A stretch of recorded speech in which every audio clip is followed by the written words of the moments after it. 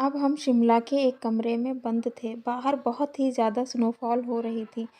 मौसम बहुत ठंडा था। स्नेहा के भी सारे कपड़े गीले हो चुके थे और वह ठंड से काँप रही थी। कमरे में आग जल रही थी लेकिन स्नेहा का शरीर गर्म नहीं हो रहा था। ना चाहते हुए भी उसकी जान बचाने के लिए मुझे स्नेहा के साथ एक ही कंबल में आग के पास उसे लेकर बैठना पड़ा।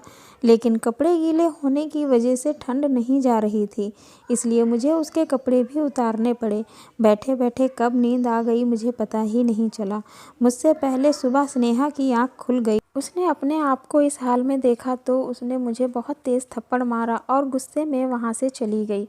स्नेहा मेरी कंपनी में एक फ़ैशन डिज़ाइनर थी और साथ ही मेरे पिताजी की बहुत ही अच्छे दोस्त की बेटी भी थी। स्नेहा 2 बहनें थीं। स्नेहा के पापा स्नेहा की छोटी बहन नेहा को ज़्यादा प्यार करते थे और मेरे पिताजी ने भी मेरी शादी स्नेहा की बहन नेहा से तय की थी। लेकिन पता नहीं कि जब मैं स्नेहा को देखता हूँ तो मेरी फीलिंग बदल जाती थी।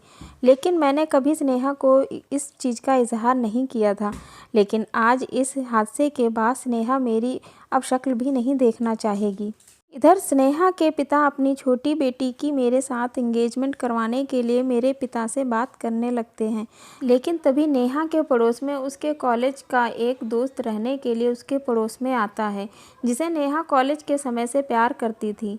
अपने उस कॉलेज के फ्रेंड को देखकर नेहा का पुराना प्यार जिंदा हो जाता है और नेहा उसे छुप छुप कर मिलना शुरू कर देती है। अचानक एक दिन होटल में मैं इन दोनों को एक साथ देख लेता हूँ और नेहा ने भी मुझे देख लिया था, लेकिन उसने बहाना बनाया कि मैं उसे नहीं जानती, यह मेरे साथ नहीं है। लेकिन मुझे उस पर शक हो गया था। मैंने उसकी जासूसी करवाई तो मुझे पता चला गया। मैंने यह बात उसके पिता से बता दी। अब स्नेहा के पिता नेहा पर बहुत ही ज़्यादा गुस्सा हो गए क्योंकि नेहा के पिता नेहा से मेरी शादी करवाना चाहते थे। मेरे बार बार मना करने पर भी वह इस रिश्ते को आगे बढ़ाना चाहते थे। इधर स्नेहा की बेरुखी मुझसे बर्दाश्त नहीं हो रही थी। स्नेहा ने मुझे बिल्कुल भी बात करना बंद कर दिया था। वह जहाँ पर भी होती थी, अगर मैं वहाँ पहुँच जाता था तो वह मुझसे बात नहीं करती और वहाँ से चली जाती थी। एक दिन मैंने जानबूझकर जिस लिफ्ट से स्नेहा जा रही थी वह खराब करवा दी। उस वक्त मैं भी लिफ्ट में था। अब हम दोनों ही उस लिफ्ट में बंद हो गए थे और मुझे भी उससे बात करने का मौका मिल गया था। मैंने स्नेहा को कस के हाथ पकड़कर उससे पूछा, आखिर तुम मुझसे इतनी बेरुखी क्यों? मैंने ऐसी कौन सी गलती की है? उस दिन हमारे बीच जो कुछ भी हुआ वह तुम्हारी जान बचाने के लिए मुझे तुम्हारे और अपने कपड़े उतारने पड़े। इसके अलावा मैंने तुम्हें टच भी नहीं किया था।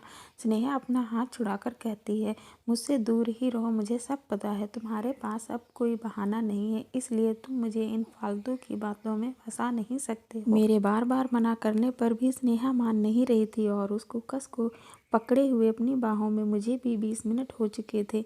अपने आप को वह छुड़ाने की कोशिश कर रही थी। मैं उसे समझाने की कोशिश कर रहा था, लेकिन अचानक पता नहीं मुझे क्या हो जाता है और मैं स्नेहा को कस के किस करने लगता हूँ, क्योंकि कहीं ना कहीं स्नेहा ही मेरी पहली और आखिरी पसंद थी। मन में दबाया हुआ प्यार उस कश्मकश में बाहर ही निकल ही आता है और एक बार फिर स्नेहा मुझसे नाराज़ हो जाती है कि आखिर तुमने अपनी असलियत दिखा ही दी। अब मुझसे दूर ही रहना। तुम्हारी शादी मेरी बहन से होने वाली है और तुम उसके पति हो। मैं स्नेहा के करीब जाकर उसे कहता हूँ, मैं तुम्हारी बहन से शादी नहीं करूँगा। तुम ही मेरी पहली और आखिरी पसंद हो। मैं नहीं इतने दिनों में जो कह पा रहा था, आज मैंने वह खुल कर कहता हूँ कि मेरी शादी तुमसे ही होगी। तभी लिफ्ट का गेट खुलता है और स्नेहा गुस्से में बाहर चली जाती है। इधर स्नेहा के पिता नेहा की सारी असलियत को पता चल चुकी थी और वह नेहा को धक्के मार कर घर से निकाल देते हैं। लेकिन नेहा जिस लड़के से प्यार करती है वह पैसों का बहुत बड़ा लालची था। नेहा को बहलाकर वह कहता है कि तुम अपने पिता को यह दवाई खिला देना, इसके बाद हम सारी प्रॉपर्टी तुम्हारे नाम करवा लेंगे। उसके बाद तुम्हारे पिता हमारा कुछ नहीं बिगाड़ सकते। नेहा भी वैसा ही करती है। अपने पिता को वह दवाई खिला देती है जिसकी मदद से वह सारी प्रॉपर्टी अपने नाम कर लेती है और अपने पिता को एक पागल खाने में भर्ती करा देती है। मुझे यह बात पता चलती है तो मैं उनसे मिलने पागल खाने नेहा के पिता से मिलने जाता हूँ।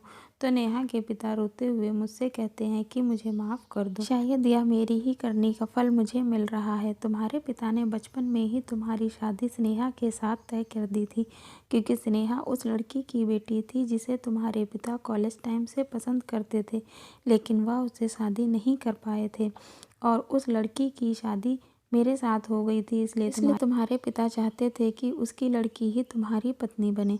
लेकिन स्नेहा की मम्मी की मौत के बाद मैंने दूसरी शादी कर ली थी और मेरी दूसरी शादी से नेहा पैदा होती है, तो मेरे मन में लालच आ जाता है कि मैं नेहा की शादी तुम्हारे साथ करवा दूँ ताकि मेरी नेहा पूरी ज़िंदगी खुश रहे। तुम्हारे पिता को यह बात पता नहीं थी कि बचपन में जिस लड़की का हाथ उन्होंने मांगा था वह नेहा नहीं स्नेहा थी। वह मुझसे रो रो कर माफ़ी मांगते हैं, तो मैं उनसे कहता हूँ कि कोई बात नहीं, मैं आपको बाहर निकालने की पूरी कोशिश करूँगा और फिर मैं वहाँ से चला आता हूँ। इधर मैं अपने पिता से भी कह देता हूँ कि मैं नेहा से नहीं स्नेहा से शादी करूँगा और आप हमारे बीच कुछ नहीं बोलेंगे। इसके बाद मैं अपनी कंपनी आता हूँ और मेरा पूरा फोकस अब स्नेहा को मनाने में होता है। अब स्नेहा को मनाने में, उसके दिल में अपने प्यार जगाने का और उसे दिन का इंतज़ार करने का जब स्नेहा खुद आकर मुझसे कहे कि वह मुझसे प्यार करती है, क्योंकि कहीं ना कहीं स्नेहा के मन मैंने पढ़ लिया था, वह भी मुझसे प्यार करती थी। सिर्फ वह इसलिए पीछे हट रही थी क्योंकि उसकी बहन की शादी मुझसे होने वाली थी।